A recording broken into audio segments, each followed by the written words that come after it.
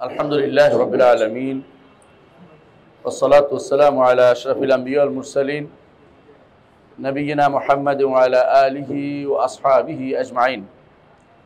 আলহামদুলিল্লাহ, আমার ভাই বলেছেন যে ব্যস্ততার মাঝেও আসছি, এটা আসলে বড় কথা নয়। আল্লাহর ঘরে আল্লাহর বান্দাদের সাথে বসতে পেরেছি, এটা আমার কাছে বড় কথা। আল্লাহ তাআলা যদি কোনো কবুল করেন আমাদের প্রচেষ্টা, সেটা হবে সবচেয়ে বড় প্রাপ্তি। আল্লাহ তাআলা যদি কবুল করেন সেটা হবে সবচেয়ে বড় প্রাপ্তি, আখিরাতের নাজাতের ওসিলা হবে। এটার জন্য আমরা চেষ্টা করছি, আর কিছুই না। বড় বৈতরণী পার হওয়া হচ্ছে বড় চিন্তার বিষয়। দুনিয়ার বুকে যাই করি না কেন, প্রত্যেকটি কাজের হিসাব দিতে হবে। হাসরের মাঠে উপস্থিত হতে হবে, সেখানে যেটা কাজে লাগবে সেটা শিখতে হবে। দুনিয়াতে যদি যেটা প্রথম জিজ্ঞাসা হবে সেটা না শিখতে পারি, তাহলে আমার আর কোনো লাভ নেই দুনিয়া থেকে। সেটা কি? রব সম্পর্কে জানা। সেটা কি? তাওহীদ সম্পর্কে জানা। যে জন্য আল্লাহ তাআলা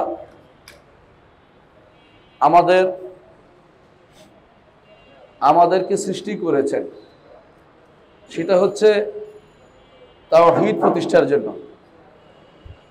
আল্লাহ বলে দিয়েছেন, ওয়ামা খালাকতুল জিন্না ওয়াল ইনসা ইল্লা লিয়াবুদুন। মানুষ এবং জিনকে শুধুমাত্র আমার ইবাদতের জন্য আমি সৃষ্টি করেছি, আল্লাহ বলেছেন এটা। ইমাম ইবনে জারীর আত-তাবারী রাহমাতুল্লাহ আলাইহি লিয়াবুদুনের ব্যাখ্যা করেছেন, তাফসীর করেছেন লিইউহিদুন, যাতে একমাত্র আমার ইবাদত করা হয়, একমাত্র আমার ইবাদত করা হয়। দুনিয়াতে এসে যদি এটা আমরা না ঠিক রাখতে পারি, তাহলে আমি হতভাগা। আর এইটা নিয়ে আখিরাতে যেতে পারি, তাহলে আমি সফল কাম। দ্বিতীয়ত, এইটা যেন ঠিক রাখতে পারি, দুনিয়াতে এসে আল্লাহ তাআলা আমাদের অন্তরে ফিতরাত দিয়ে দিয়েছেন। ফিতরাত অর্থ হচ্ছে স্বাভাবিক স্বভাবজাত, অন্তরের ভিতরে আল্লাহর প্রতি টান দিয়ে দিয়েছেন। দুনিয়াতে এসে এই আলোর সাথে যদি দুনিয়ার কোরআনের আলো পড়ে, তাহলে সেটা জ্বলে ওঠে। আমি বুঝিয়ে দিই আপনাকে, আপনার চোখে আলো আছে কিন্তু অন্ধকারে দেখতে পান না। যখন বাইরের আলো আপনার চোখের সাথে আলোকিত পড়ে, তখনই আপনি শুধু দেখতে পান। আল্লাহ তাআলা ফিতরাতাল্লাহিল্লাতী ফাতারান নাস আলাইহা লা তাবদীলা লিখালকিল্লাহ, ফিতরাতান, সৃষ্টি করার সাথে সাথে আপনার অন্তরে আল্লাহর পরিচিতি ঢুকিয়ে দিয়েছেন। প্রথম যখন একসাথ করেছেন আদমের পিঠ থেকে, তখনই আপনার আমার অন্তরের ভিতরে আল্লাহর রুবিয়তকে স্বীকৃতি করার মতো মানসিকতা তৈরি করে দিয়েছেন। কিন্তু দুনিয়াতে এসে কেন বিভ্রান্ত হয়ে যায়? দুনিয়াতে আমাদেরকে বিভ্রান্ত করে কয়েকটি কারণ। এক নম্বর হচ্ছে শয়তান আমাদেরকে বিভ্রান্ত করে। মুহাম্মদুর রাসূলুল্লাহ সাল্লাল্লাহু আলাইহি সাল্লাম বলেছেন, আল্লাহ তাআলা বলেন হাদিসে কুদসিতে, ইন্নী খালাকতু ইবাদি হুনাফা কুল্লিহিম, আমি আমার বান্দাদেরকে সবগুলিকেই হানিফ করে সৃষ্টি করেছি। হানিফ শব্দের অর্থ হচ্ছে তাওহীদ মেনে নিবে, এই প্রবণতা দিয়ে তাদেরকে সৃষ্টি করেছি।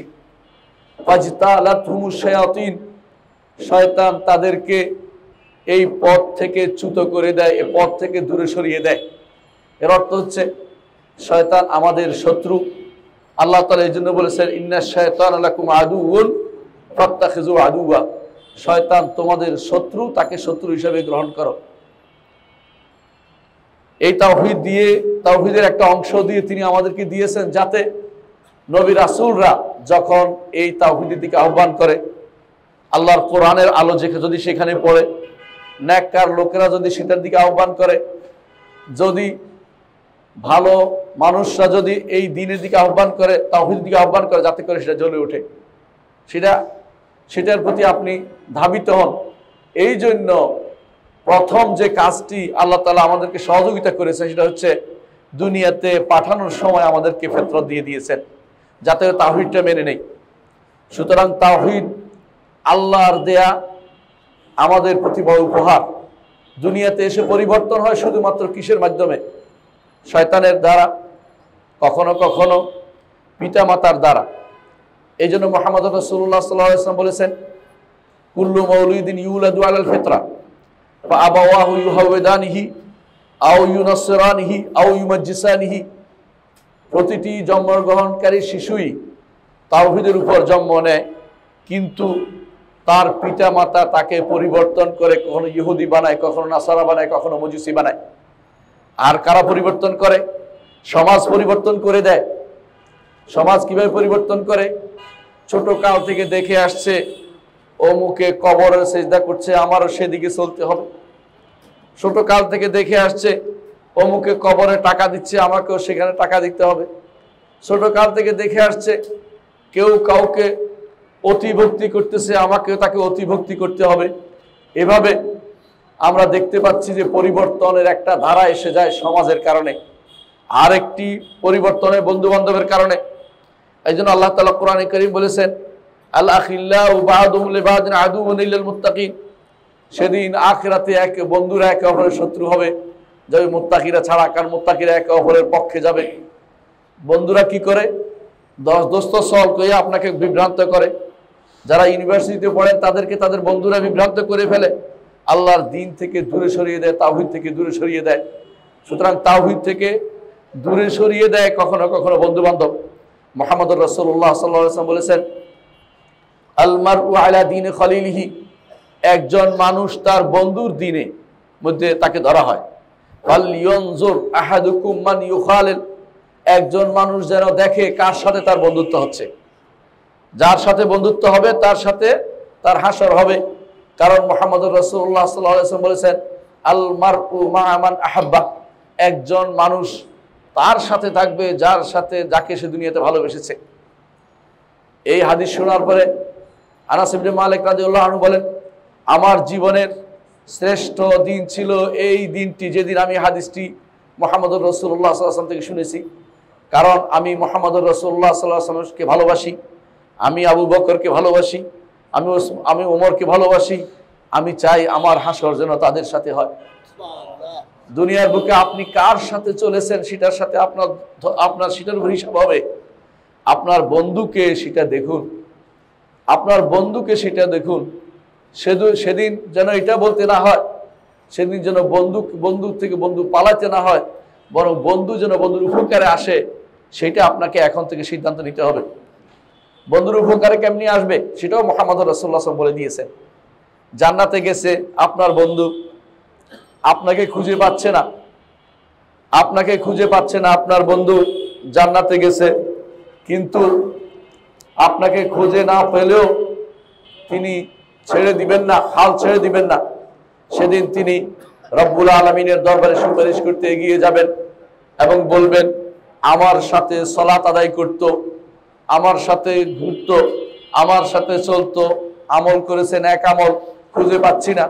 রব্বুল আলামিন বলবেন, সহিহ হাদিসে এসেছে, তুমি তাকে খুঁজে দেখো, বলবেন জাহান্নামে আছে, আমি তার জন্য সুপারিশ করতে চাই। সেই ব্যক্তি আপনার জন্য সুপারিশও করতে পারবে। অনুমতি দেওয়ার পরে সুপারিশ হবে, এমনি হয় না। এবং ঈমান আছে তার জন্য শুধু সুপারিশ হয়। তাওহীদ না থাকলে কোনো সুপারিশ হবে না। এজন্য তাওহীদ হচ্ছে দুনিয়ার বুকে সবচেয়ে শ্রেষ্ঠ নেয়ামত। যেই নেয়ামতকে ভুলে গেলে আর কোনো নেয়ামত কোনো কাজে আসবে না। যাকে তাওহীদ দেয়া হয়নি তাকে কোনো কিছুই দেয়া হয়নি, তাকে কোনো নেয়ামতই প্রাপ্ত হয়নি সেই ব্যক্তি। কারণ দুনিয়ার জীবনটা খুবই সংকীর্ণ, আখিরাতের জীবনের কোনো শেষ নেই। সেই জীবনে যদি আপনি তাওহীদ না পান, আপনার মতো হতভাগা আর কোনো কিছু নাই। তাওহীদ নিয়ে সেখানে যেতেই হবে। তাওহীদ নিয়ে প্রত্যেক নবীকে আল্লাহ তাআলা পাঠিয়েছেন। আল্লাহ তাআলা কোরআনে কারীম বলেছেন, ওয়ামা আরসালনা মিন ক্বাবলিকা মির রাসূল ইল্লা আন্নাহু নুহি ইলাইহি আন্নাহু লা ইলাহা ইল্লা নুহি ইলাইহি আন্নাহু লা ইলাহা ইল্লা আনা ফা'বুদুন। যখনই আমরা কোনো রাসূল পাঠিয়েছি তখনই এই ওহী দিয়ে পাঠিয়েছি যে আমি ব্যতীত, অর্থাৎ আল্লাহ নিজের কথা বলছেন, কোনো ইলাহ নেই, একমাত্র আল্লাহই আপনার তোমাদের ইলাহ, তারই ইবাদত করো। এর অর্থ হচ্ছে নবী রাসূলগণের প্রথম দাওয়াত হচ্ছে তাওহীদ, প্রথম দাওয়াত হচ্ছে তাওহীদ। মুহাম্মদুর রাসূলুল্লাহ সাল্লাল্লাহু আলাইহি সাল্লাম মক্কাতে 13 বছর দাওয়াত দিয়েছেন। এর মধ্যে প্রথম 10 বছর সালাত ফরজ হয় নাই, সালাত ফরজ হয় নাই। যাকাত ফরজ মদিনাতে হয়েছে, সাওম মদিনাতে হয়েছে, হজ মদিনাতে হয়েছে। তাহলে কি জন্য তাকে কাফেররা এত কষ্ট দিল? শুধু একটাই কথা ছিল, রাসূলুল্লাহ সাল্লাল্লাহু আলাইহি সাল্লাম বাজারে বাজারে যেতেন আর বলতেন, আইয়ুহান নাস কুলু লা ইলাহা ইল্লাল্লাহ তুফলিহু, হে মানুষেরা বলো লা ইলাহা ইল্লাল্লাহ, সফল কাম হতে পারবে। আর কাফেররা কি বলতো, আজালাল আলিহাতা ইলাহা ওয়াহিদা ইন্না হাযা লাশাইউন উজাব, সমস্ত ইলাহকে এক আল্লাহ বানিয়ে দিল। এত বড় আশ্চর্যজনক কথা, এটা কিভাবে হইতে পারে?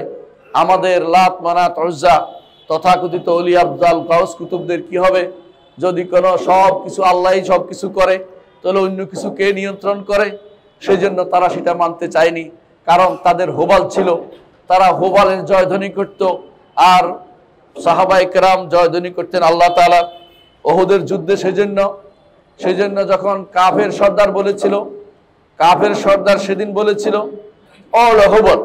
হোবলের জয় হোক, কিন্তু রাসূলুল্লাহ সাল্লাল্লাহু আলাইহি ওয়াসাল্লাম এখানে চুপ থাকেননি। তিনি বলেছেন জবাব দাও, এখানে চুপ থাকার জায়গা নয়।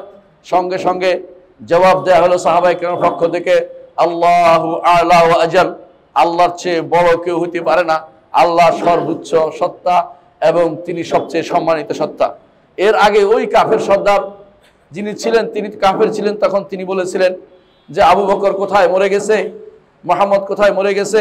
রাসূল বলেন চুপ থাকো, কথা বলিও না। ওমর কোথায় মরে গেছে, তিনি সে বলছে সব মরে গেছে বুঝি। রাসূল বলেন চুপ থাকো। কিন্তু তাওহীদের বাণী যখন বিরুদ্ধে কথা এসেছে, যখন বলল হোবলের জয়ধ্বনি হোক, মুহাম্মদুর রাসূলুল্লাহ সাল্লাল্লাহু আলাইহি ওয়াসাল্লাম বললেন চুপ থাকা যাবে না, উত্তর দাও, উত্তর দাও। তখন সাহাবায়ে কেরাম বললেন আল্লাহু আ'লা ওয়া আজাল, আল্লাহ সবচেয়ে সম্মানিত উপরে এবং তিনি সবচেয়ে বেশি সম্মানিত। এর অর্থ হচ্ছে তাওহীদের বাণী যতক্ষণ পর্যন্ত প্রতিষ্ঠিত না হয়েছে, মুহাম্মদুর রাসূলুল্লাহ সাল্লাল্লাহু আলাইহি ওয়াসাল্লাম শুধু দাওয়াতই দিয়ে গেছেন। তিনি নয়, শুধু প্রত্যেক নবী এই দাওয়াত দিয়ে গেছেন তাওহীদের। এই তাওহীদ নিয়ে যদি কবরে যেতে পারেন তাহলে আপনি মুসলিম। কারণ একজন মুসলিম হতে হলে 3টা জিনিস লাগে, আপনারা জানেন। 1 নম্বর হচ্ছে আল ইসতিসলাম লিল্লাহি বিত্তাওহীদ, তাওহীদ নিয়ে আল্লাহর কাছে আত্মসমর্পণ, এটা প্রথম মুসলিম হওয়ার শর্ত। দ্বিতীয় হচ্ছে আল ইনকিয়াদ লাহু বিত্তাআ, আল্লাহর এবং রাসূলের আনুগত্য করতে হবে, আল্লাহর আনুগত্যের জন্য আপনার মাথা পেতে দিতে হবে। আর 3 নম্বর হচ্ছে শিরিক এবং মুশরিকদের থেকে নিজেকে বিমুক্ত ঘোষণা করতে হবে। এই 3টি জিনিস যদি না থাকে আপনি মুসলিম হতে পারবেন না। এই 3টি জিনিসের মধ্যে প্রথমটি হচ্ছে আল্লাহর কাছে তাওহীদ নিয়ে আত্মসমর্পণ। এই তাওহীদকে বাস্তবায়নের জন্য মুহাম্মদুর রাসূলুল্লাহ সাল্লাল্লাহু আলাইহি সাল্লাম শুধুমাত্র মক্কার জীবনে বলেছেন তা নয়, মদিনার জীবনের শেষ মুহূর্ত পর্যন্ত তাওহীদের বাণী নিয়ে সাহাবায়ে কেরামকে এদিক সেদিক পাঠিয়েছেন। সর্বশেষ মুহাম্মদুর রাসূলুল্লাহ সাল্লাল্লাহু আলাইহি সাল্লাম সর্বশেষ পাঠিয়েছেন যাকে, তিনি হচ্ছেন মুআয ইবনে জাবাল রাদিয়াল্লাহু আনহু, যাকে তিনি ইয়েমেনে পাঠিয়েছেন। পাঠানোর সময় বলেছিলেন, মুআয হয়তো তুমি দ্বিতীয়বার আসে আমার সাথে আর সাক্ষাৎ হবে না। তখনও তিনি তাকে ওসিয়ত করেছেন, প্রথম তাকে যে জিনিস, মানুষকে যে জিনিসের দিকে আহ্বান করবে তা হচ্ছে তাওহীদ। আউয়ালু মা তাদউহু ইলাইহি শাহাদাতু আল্লা ইলাহা ইল্লাল্লাহ, প্রথম যে জিনিস আহ্বান করবে সেটা হচ্ছে তাওহীদ। অন্য বর্ণনায় আসছে আইয়ুহিদুল্লাহ, যাতে তোমরা তাওহীদের দিকে আহ্বান জানাও। মুহাম্মদুর রাসূলুল্লাহ সাল্লাল্লাহু আলাইহি ওয়াসাল্লাম হজ করেছেন। হজের প্রথম যে অংশটা ছিল, যে কথাটা ছিল, সেটা আর কিছু নয়, তাওহীদের বাণী। এই জন্য জাবের ইবনে আব্দুল্লাহ রাদিয়াল্লাহু আনহু বলেন, সহিহ মুসলিম হাদিসে এসে তিনি বলেন যে মুহাম্মদুর রাসূলুল্লাহ সাল্লাল্লাহু আলাইহি ওয়াসাল্লাম লাব্বা বিত্তাওহীদ, তাওহীদের তালবিয়া পাঠ করেছেন। তাওহীদের তালবিয়া বুঝেন কিনা? অর্থাৎ তাওহীদের উচ্চ স্বরে তাওহীদের বাণীকে ঘোষণা করেছেন, লাব্বাইক আল্লাহুম্মা লাব্বাইক, লাব্বাইক লা শারীকা লাক লাব্বাইক, ইন্নাল হামদা ওয়ান নি'মাতা লাক ওয়াল মুলক লা শারীকা লাক। এইটার নাম দিয়েছেন জাবের রাদিয়াল্লাহু আনহু তাওহীদ বলে। আমি আপনার কথা নয়, তাওহীদ নাম দিয়েছেন তিনি। সহিহ মুসলিমের হাদিস খুলে দেখেন, সেটাই পাবেন। এর অর্থ হচ্ছে হজের শিক্ষার শুরুতে তাওহীদ, শুরুতে তাওহীদ। সর্বশেষ যখন বাইতুল্লাহর তওয়াফ শেষ করবেন, 2 রাকাত সালাত আছে, সালাতের মধ্যে প্রথম রাকাতে কুল ইয়া আইয়ুহাল কাফিরুন পড়েন, এটা হচ্ছে তাওহীদুল উলুহিয়া।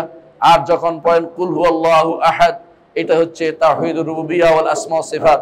এর অর্থ হচ্ছে আপনাকে তাওহীদের শিক্ষা দিয়ে হজ থেকে আপনাকে পাঠানো হচ্ছে।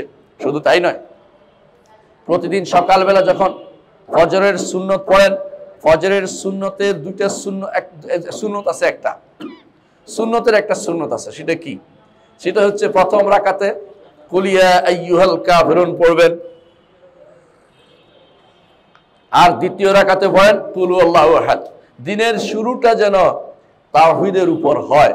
মুহাম্মদুর রাসূলুল্লাহ সাল্লাল্লাহু আলাইহি ওয়াসাল্লাম এইভাবে শেষ সেট করেছেন। দিনের শেষ যখন রাতের বেলা ঘুমাতে যাবেন, তখন যখন আপনি বিতির পড়বেন, অথবা রাতের বেলা উঠে যখন তাহাজ্জুদ পড়ে বিতির পড়বেন, তখনও আপনি 2টি সূরা দিয়ে শেষ করেন। একটি হচ্ছে কুল ইয়া আইয়ুহাল কাফিরুন, আরেকটি হচ্ছে কুল হুয়াল্লাহু আহাদ। এর অর্থ হচ্ছে এই 2টি সূরা আপনাকে তাওহীদ দিয়ে দুনিয়া থেকে আপনাকে বিদায় করছে। শুধু তাই নয়, রাসূলুল্লাহ সাল্লাল্লাহু আলাইহি ওয়াসাল্লাম কি বলেছেন দেখেন, কেউ যদি কোনো রাতের বেলা 2টি আয়াত পড়ে, তাহলে সেটা তার জন্য যথেষ্ট হয়ে যাবে। সে 2টি আয়াত হচ্ছে সূরা বাকারার শেষ 2টি আয়াত। সেখানেও আমানা রাসূলু বিমা উনজিলা ইলাইহি মির রাব্বিহি ওয়াল মুমিনুন কুল্লুন আমানা বিল্লাহি ওয়া মালাইকাতিহি ওয়া কুতুবিহি ওয়া রুসুলিহি লা নুফাররিকু বাইনা আহাদিন মির রাসূলিহি ওয়া ক্বালু সামি'না ওয়া আতানা গুফরানাকা রাব্বানা ওয়া ইলাইকাল মাসির। আল্লাহর উপর ঈমানটাকে স্মরণ করিয়ে মরতে বলেছে। আপনি কি চিন্তা করেছেন কত সুন্দর ইসলাম সেট করেছে? একজন বাচ্চা দুনিয়াতে আসার পরে পিতামাতা তাকে কোলে নিয়ে, পিতামাতা বা কেউ তাকে কোলে নিয়ে প্রথম যে ধ্বনিটি তার কানের মধ্যে ঢুকিয়ে দেয়, সেটা তাওহীদের বাণী। কি বলে? আশহাদু আল্লা ইলাহা ইল্লাল্লাহ, আশহাদু আল্লা ইলাহা ইল্লাল্লাহ বলতে থাকে, আশহাদু আন্না মুহাম্মাদুর রাসূলুল্লাহ, রিসালাতের বাণীও তাকে শুনিয়ে দেন। আর কি প্রথম বলেন আল্লাহু আকবার, আল্লাহু আকবার। এইটা তাওহীদের বাণীর অন্তর্ভুক্ত। আপনি যখন সালাত আদায় করেন, সেখানেও তাওহীদের বাণী, ইকামতও তাওহীদের বাণী। আপনি যখন সালাত শেষ করেন, তখনও যখন সুবহানাল্লাহ আলহামদুলিল্লাহ আবার তাওহীদের বাণী, আল্লাহু আকবার বলেন।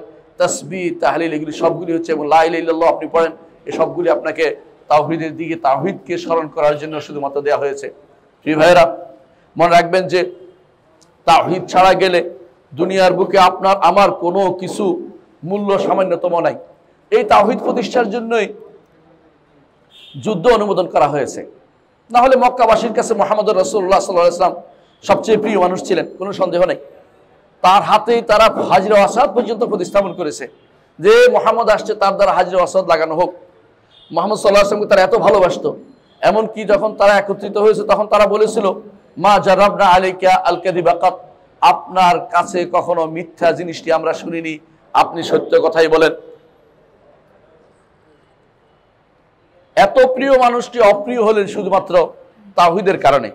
সুতরাং তাওহীদের ডাক যখন আসবে, সবাই আপনাকে প্রিয় বানবে না ভাই, এটা আপনাকে মেনে নিতেই হবে। সবার কাছে প্রিয় হতে হলে তাওহীদের বাণী ছেড়ে দিতে হবে, সবার কাছে আপনি প্রিয় হতে পারবেন। আর যদি তাওহীদকে ধরে রাখেন, তাহলে সবাই, অনেকেই আপনার শত্রু হবে। আরবের মুশরিকরা কেন রাসূলুল্লাহ সাল্লাল্লাহু আলাইহি ওয়াসাল্লামের শত্রু হয়েছিল? তার কি আচরণে কোনো সমস্যা ছিল? নাউযুবিল্লাহ। তিনি তো শ্রেষ্ঠ আখলাকের অধিকারী মানুষ ছিলেন।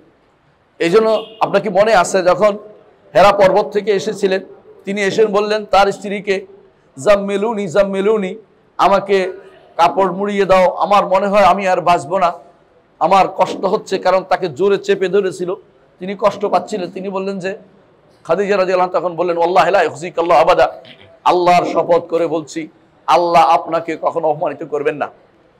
কারণ ইন্নাকা লা তাসদুকুল হাদিস, আপনি সত্য কথা বলেন। ইন্নাকা লা তাহমিলুল কাল্লা, আপনি মানুষের বোঝা বহন করেন। ওয়া তুকরিদ দাইফা, আপনি মানুষের মেহমানদারি করেন, দয়ফের মেহমানদারি করেন। ওয়া তাসিলুর রাহিম, আত্মীয়তার সম্পর্ক বজায় রাখেন। এভাবে তিনি তার গুণগুলি সব বর্ণনা করলেন। এগুলি হচ্ছে শ্রেষ্ঠ আখলাক, শ্রেষ্ঠ আখলাক। তুইনু আলা নাওয়াইবিল হক, যার হক নষ্ট হয়েছে তার পিছনে আপনি দৌড়ান। এবং এটাও বলেছেন যে কারো যদি কোনো খাবার না থাকে, তাকসিবুল মাদুম, তার জন্য খাবারের ব্যবস্থা আপনি করে দেন।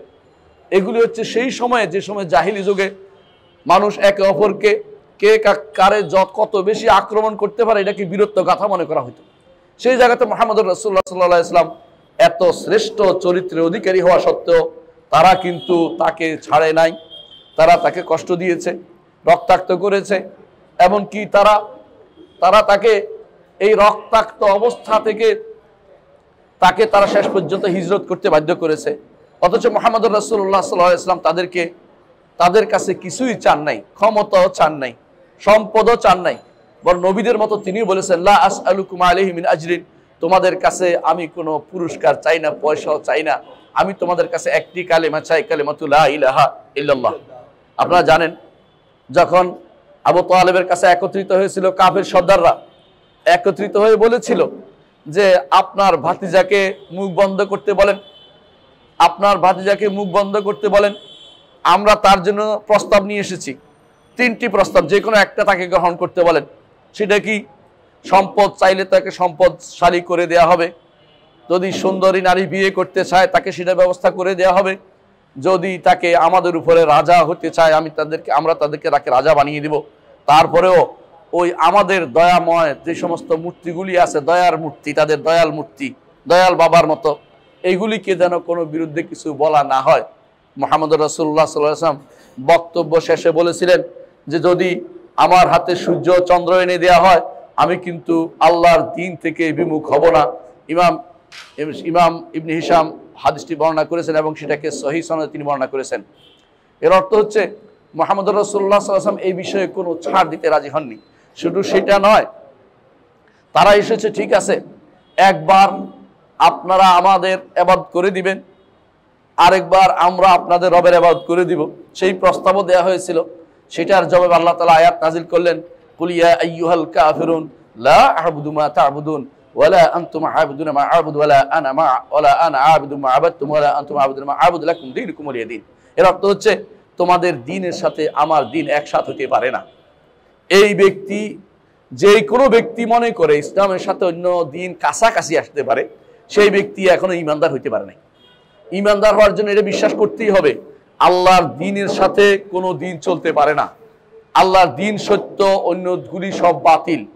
আল্লাহর দ্বীন ইসলাম, ইসলাম ছাড়া আর কোনো দ্বীন আল্লাহ তাআলা কাউকে কোনোদিন দেননি।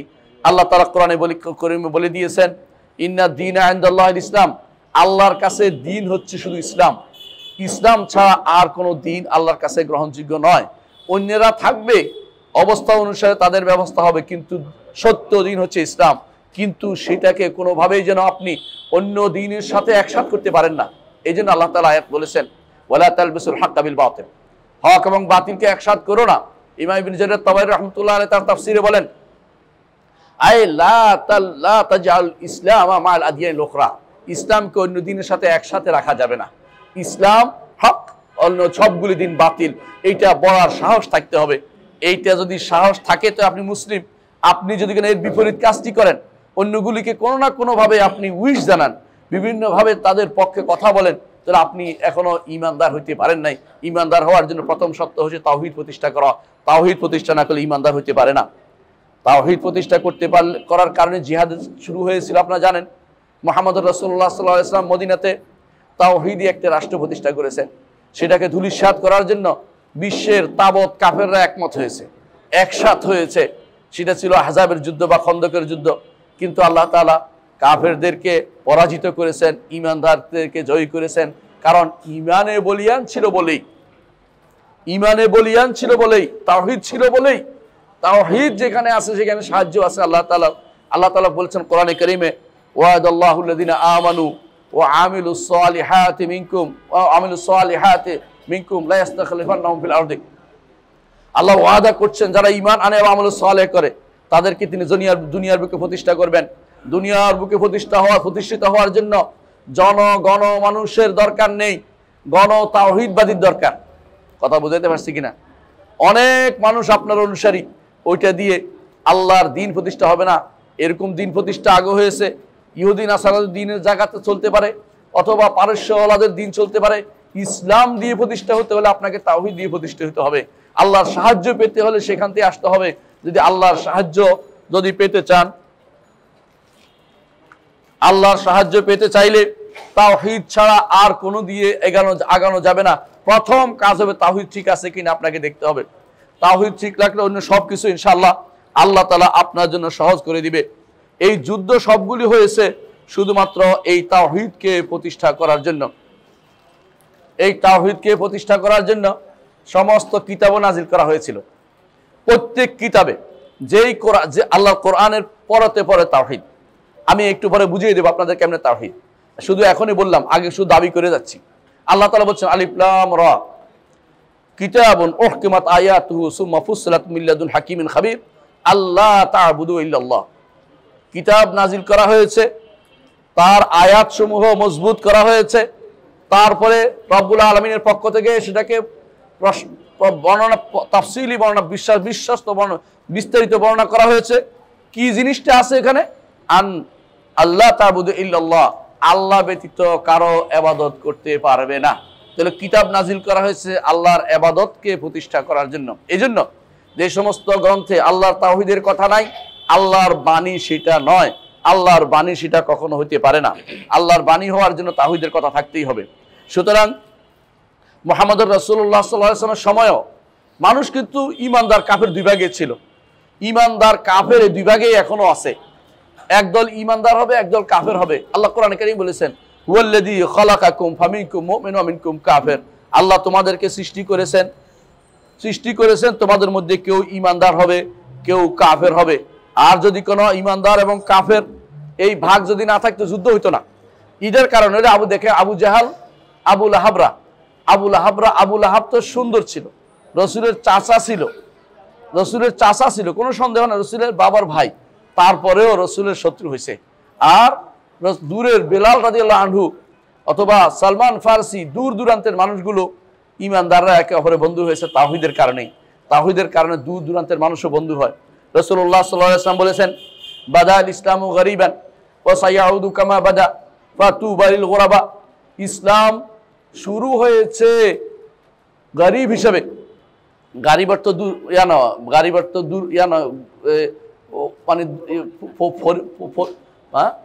ফকির না, গরিব অর্থ হলো অপরিচিত, অর্থাৎ জিনিসটা মানুষে গ্রহণ করে নেয় নাই, দূর দূরান্তের লোকেরা গ্রহণ করছে। কেউ ওই দেশের, কেউ ওখানকার, দূর দূরান্তে। আবু যর রাদিয়াল্লাহু আনহু এসে শুনি ইসলাম গ্রহণ করেছেন। এলাকা অনেক দূরের মানুষ ছিলেন, এই জন্য গেফার অনেক দূরের মানুষ ছিল, এরা দূর দূরান্তের মানুষ ইসলাম গ্রহণ করেছে। ঠিক রাসূলুল্লাহ সাল্লাল্লাহু আলাইহি ওয়াসাল্লাম আবার এরকম অবস্থা তৈরি হয়ে যাবে, পরিবেশ এমন হবে। আপনি ভালো করে জানেন বাংলাদেশের শতকরা কত পার্সেন্ট তাওহীদের উপর আসে। যদি আপনি অ্যানালাইসিস করেন তাহলে আপনি বুঝতে পারবেন তাওহীদ গরিব হয়ে গেছে এখন।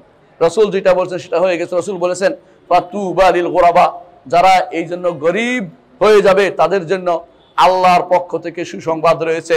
অর্থাৎ গরিব থাকাই ভালো, তারপরও বেশি বেশি মানুষের ভোটাধিকার, বেশি মানুষের মত পাবো, বেশি মানুষের সংখ্যাধিক্য পাবো, এটা উদ্দেশ্য থাকা উচিত নয়।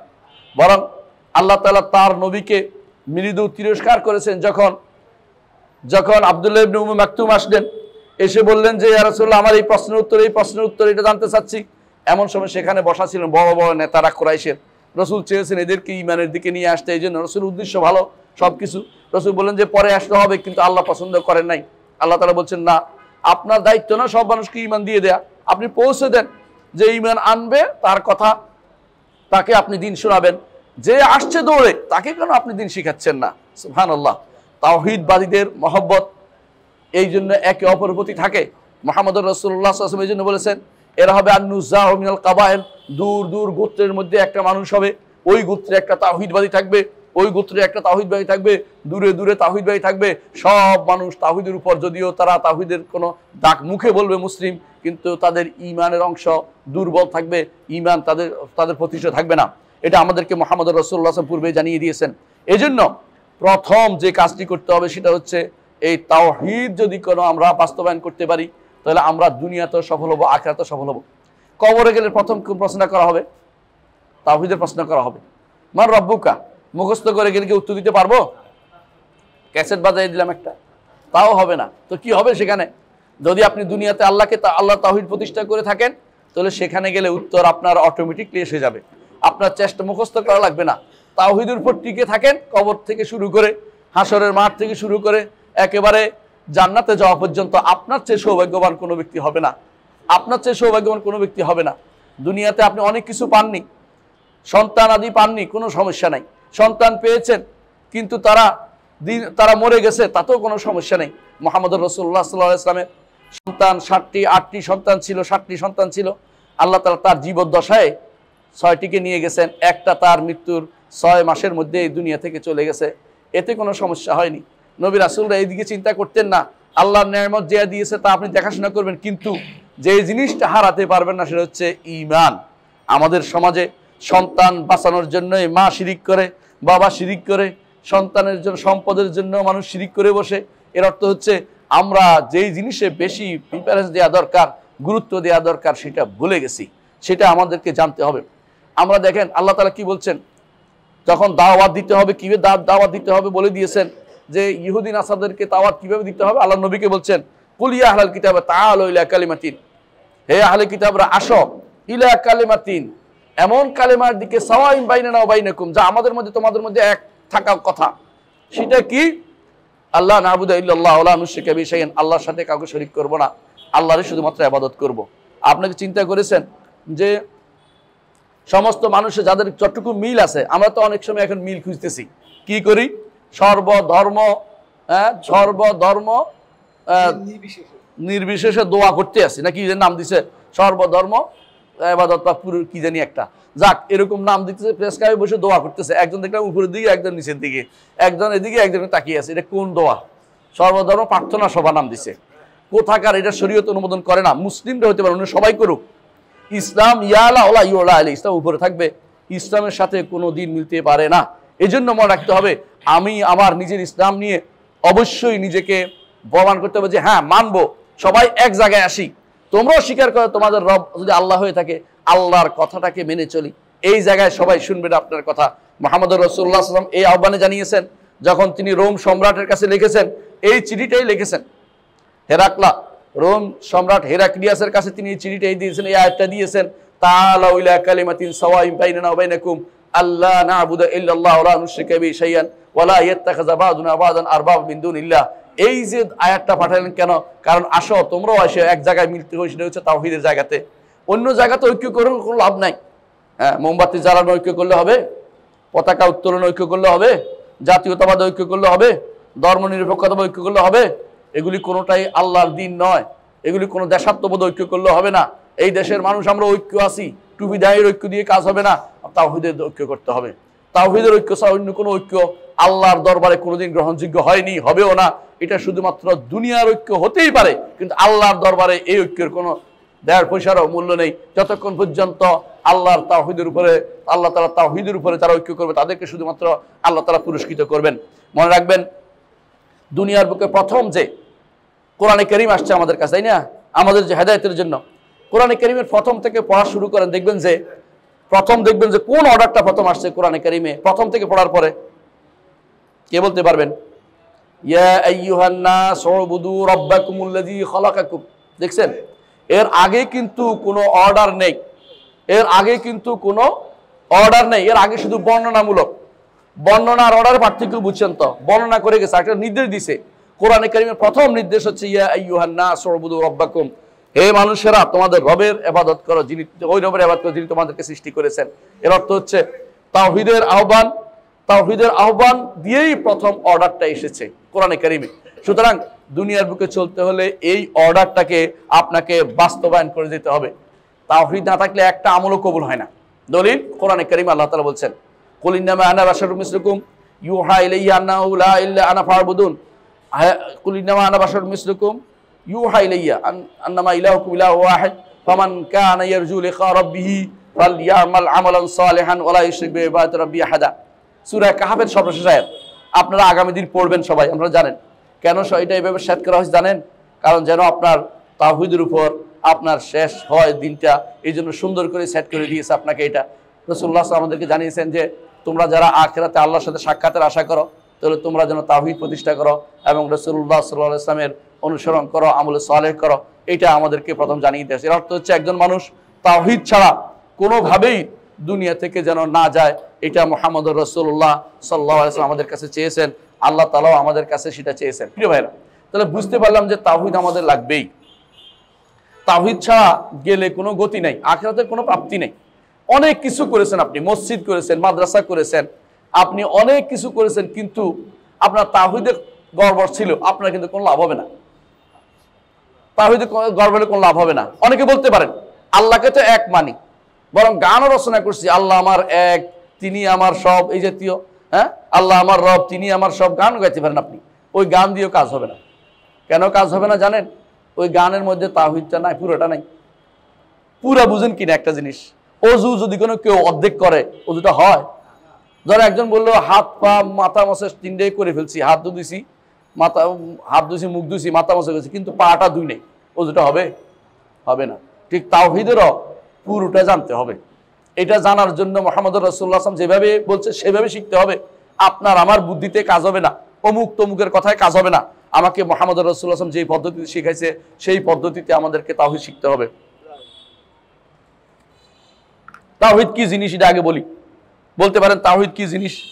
তাওহীদ নিয়ে এত কথা বললেন, তাওহীদটাই তো চিনি না। তাওহীদটা হচ্ছে, হ্যাঁ, আল্লাহর একত্ববাদ। আমার ভাই বলছে আল্লাহর একত্ববাদ।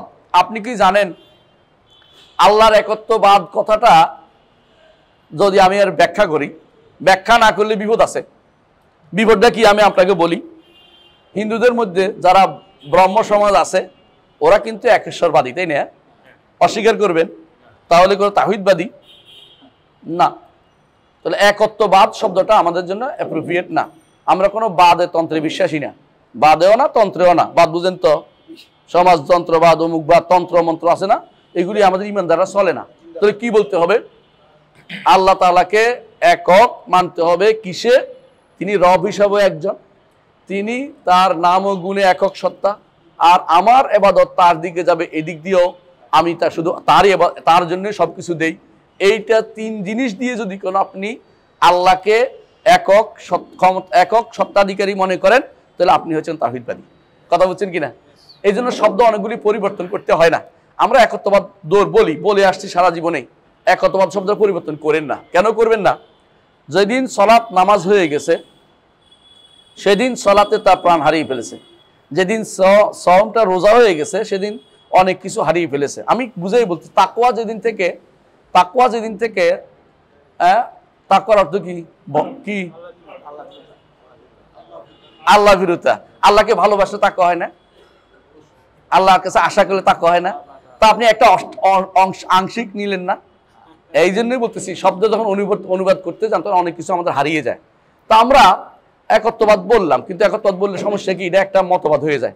আমরা মতবাদ নয়, এটা একটা আল্লাহ তাআলার পক্ষ থেকে কি করতে হবে এটা বলে দেওয়া হচ্ছে। তাওহীদটা মূলত হচ্ছে আমি আমার স্রষ্টা মানবো আল্লাহকে। আমি 9টা জিনিস বলবো। কয়টা জিনিস বলবো? 9টা জিনিস খেয়াল রাখবেন সারা জীবন, তাহলে মনে থাকবে ইনশাআল্লাহ। 1 নম্বর হচ্ছে স্রষ্টা আমার আল্লাহ। 2 নম্বর হচ্ছে মালিক আমার আল্লাহ।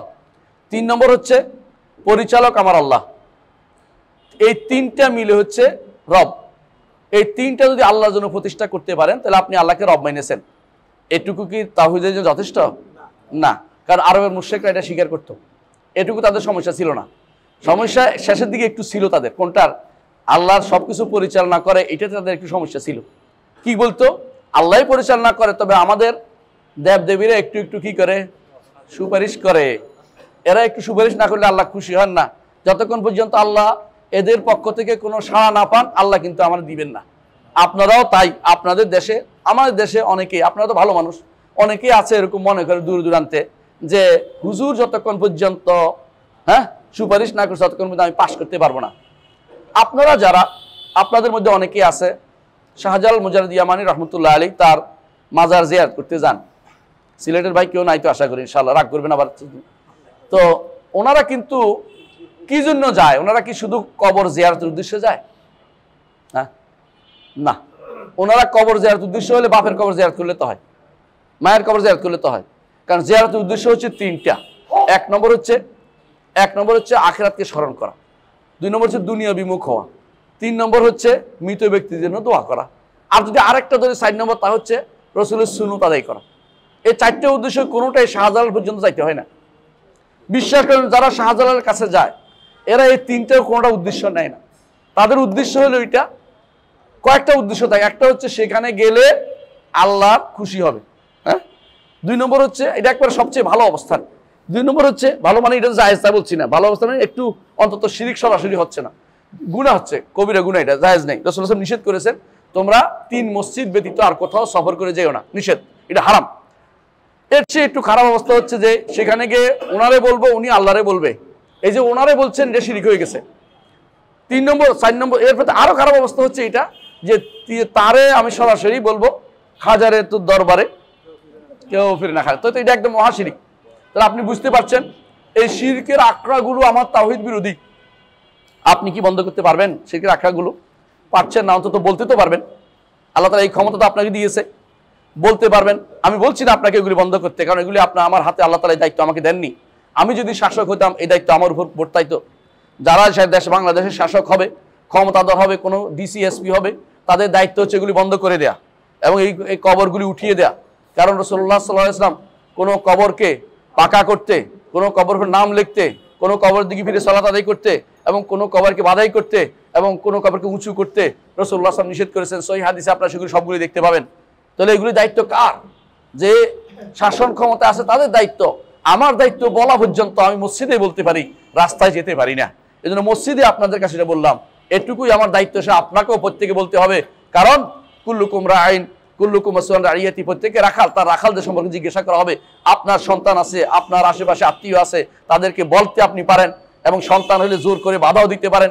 শিরকের আখড়াগুলোকে বন্ধ করার দায়িত্ব আমাদের সবার রয়েছে, মুখে হোক অথবা কথায় হোক, মুখে হোক অথবা হাতে হোক। যদি হাতে আপনার ক্ষমতা থাকে, নিজের অধীনস্থ লোকদেরকে আপনি হাত দিয়েও বাধা দিতে পারেন, নয়তো আপনি পারবেন না। আমি যেটা বলতে চাচ্ছিলাম সেদিকে যাচ্ছি না। যারাই যাচ্ছে ওইদিকে, তারা কি মনে করে যে পরিচালক একমাত্র আল্লাহ তাআলা? তাদের কাছে সন্তানকে দিতে পারে, ভালো করে খোঁজ নেন। এই বাংলাদেশের আনাচে কানাচে এখনো হাজার হাজার মাজার রয়েছে এবং হাজার হাজার মাজার ভক্ত লোক রয়েছে। তাওহীদের এই বাণী যতক্ষণ পর্যন্ত মানুষের কানে না পৌঁছবে, মানুষের অন্তরে জায়গা না করে নেবে, ততক্ষণ পর্যন্ত আপনি কোনোদিন শান্তিতে থাকতে পারেন না। মুহাম্মদুর রাসূলুল্লাহ সাল্লাল্লাহু আলাইহি ওয়াসাল্লাম তিনি এই দ্বীন নিয়ে পাঠিয়েছেন, হুয়াল্লাযী আরসালা রাসূলাহু বিল হুদা ওয়া দীনিল হক লিইয়ুযহিরাহু আলা দীনি কুল্লি। তিনি তার রাসূলকে এমন একটা দ্বীন নিয়ে পাঠিয়েছেন, তার উদ্দেশ্য হচ্ছে সমস্ত মতবাদের উপরে, দ্বীনের উপরে সেটাকে উল্টে দিতে। লিইয়ুযহিরাহু অর্থ বুঝেন কিনা? গালেব করতে। গালেব করা এক অর্থ, আরেক অর্থ হচ্ছে ইট যখন চাপা থাকে, ইটের নিচে জায়গাটা কি থাকে? সাদা হয়ে যায় না? আবার যখন উল্টে দেয় আবার কি হয়? এটা আবার জ্বলে ওঠে। ইসলাম, আল্লাহর দ্বীন, এটা চাপা পড়ে গেছে শিরক এবং কুফুরের জাতাকলে। এটাকে উল্টে দিতে হবে যাতে করে সেটা সুন্দরভাবে পরিচালনা হতে পারে।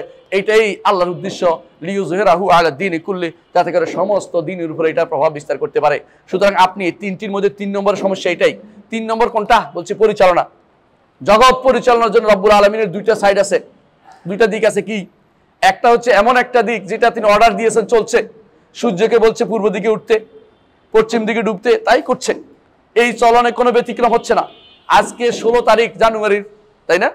16 তারিখে যেই জায়গায় সূর্য উঠছে, আগামী 10 বছর আপনি দেখবেন ওই জায়গায় সূর্য উঠছে। ঠিক কিনা? পরিবর্তন আছে? নাই। এখানে কোনো ব্যত্যয় ঘটে না। আল্লাহর বিধান ঠিক পরিচালনাতে কোনো ব্যত্যয় ঘটছে না। দ্বিতীয় অর্ডার হচ্ছে শরীয়ত, কিন্তু অর্ডার আল্লাহর শরীয়তের দেয়া অর্ডার, সে অর্ডার আল্লাহ দিচ্ছে আপনাকে মানার জন্য, আপনি মানছেন না। এটাও কিন্তু পরিচালনাগত অর্ডার। আল্লাহর বিধানকে যারা আল্লাহর শরীয়তকে যারা অবজ্ঞা করে চলছে, আল্লাহ তাআলার শরীয়তকে যারা বাস্তবায়ন করে না, বাস্তবায়ন করার পিছনে সময় দেয় না, অথবা আল্লাহর শরীয়তকে বাস্তবায়ন করতে হবে না মনে করে, তারা তাওহীদুর রুবুবিয়্যাহ, আল্লাহ তাআলা তাওহীদুর রুবুবিয়্যার মধ্যে কি করছে? তারা শিরিক করে যাচ্ছে। এটা কিন্তু তাদের বুঝতে হবে। যদি কেউ মনে করে আল্লাহর শরীয়ত এখন চলবে না, সেও মুশরিক, সেও কাফের। যদি কেউ মনে করে আল্লাহর শরীয়ত অন্য শরীয়ত, অন্য বিধান সমান, সে ব্যক্তি মুশরিক।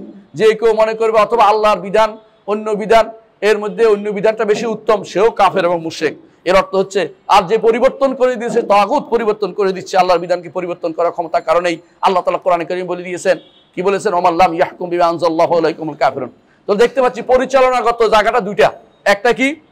একটা হচ্ছে প্রাকৃতিক যেটাকে পরিচালনা, জগৎ পরিচালনা। একটা হচ্ছে শরীয়তগতভাবে পরিচালনার জন্য আল্লাহ দেয়া অর্ডার।